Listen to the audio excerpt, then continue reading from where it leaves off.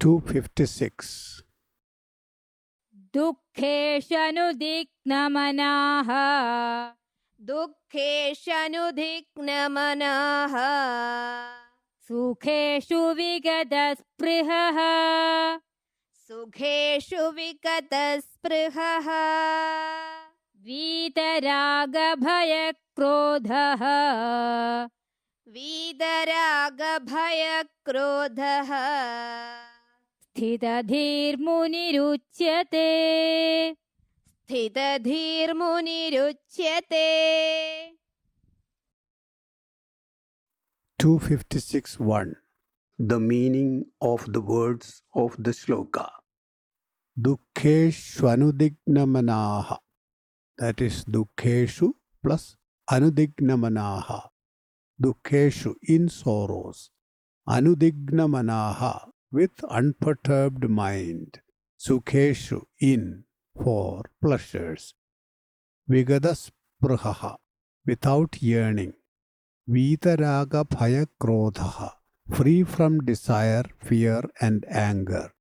Sthidadhir Muniruchyate, that is Sthidadihi plus Munihi plus Uchyate.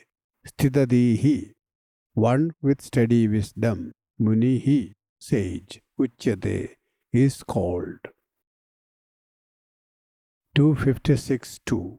The meaning of the shloka.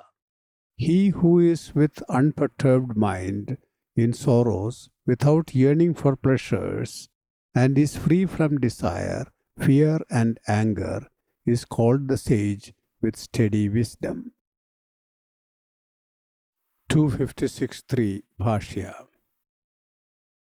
दुःखेषु आध्यात्मिकादिषु प्राप्तेषु न उद्विग्नं न प्रक्षुभिदं दुःखप्राप्तौ मनो यस्य स अयम् अनुद्विग्नमनः तथा सुखेषु प्राप्तेषु विगदा स्पृहा तृष्णा यस्य न अग्नि इव इन्धनाद्याधाने सुखानि अनुविवर्धते सः विगतस्पृहः वीतरागभयक्रोधः रागः च भयं च क्रोधः च वीता विगता यस्माद् स वीतरागभयक्रोधः स्थितधि स्थितप्रज्ञः मुनिः सन्यासी तदा उच्यते.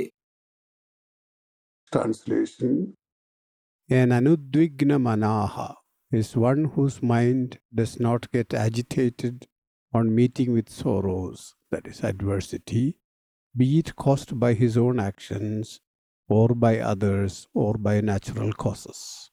Similarly, a vigadaspraha is one whose desire does not get enhanced on meeting with happiness. Unlike fire that flares up when fuel is added to it, objects of enjoyment do not increase his desire, and the one from whom all attachment, fear and anger have gone away is a vitaraga bhaya krodha. A muni or sannyasi who is like that is then called a sthita prajnaha. 256.4 Explanation. Bhagavan continues the description of the man of steady wisdom. Adversity does not perturb him. All the adversity we face can be classified into three depending on its source.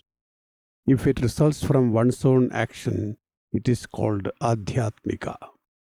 If it is caused by others, human or non-human, it is adhibhaudika.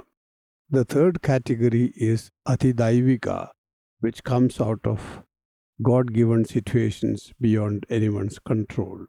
A footnote here. In prayers, Shanti is uttered 3 times to ward off the adversity from the 3 sources. The footnote ends. Natural calamities are a good example of the third. The Acharya says, whatever be the nature of the adversity that befalls him, the Sthitaprajna is not agitated over it. He takes it in his stride, and his mind does not lose its equanimity. He does not lament his misfortune. 256.5. Nor does he rejoice in his good fortune. When good things happen to us, instead of being satisfied, we want more and more of them. These only fuel the fire of desire, but not for the Sthita Prajnaha. Instead of living with an unending desire for worldly happiness, he knows that he is himself the embodiment of happiness. He does not have to go after external objects, searching for happiness in them.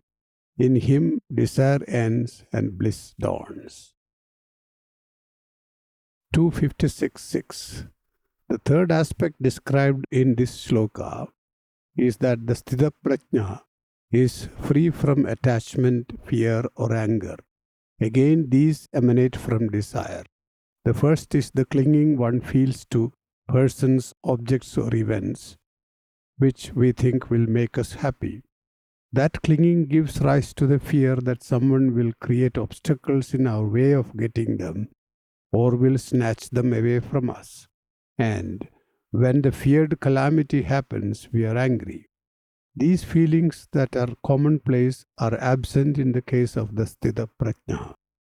They have fallen off him as he has found his true nature of bliss. 256.7. Bhagavan calls such a person a muni, meaning one who contemplates constantly. The only activity he is engaged in is contemplation of the self.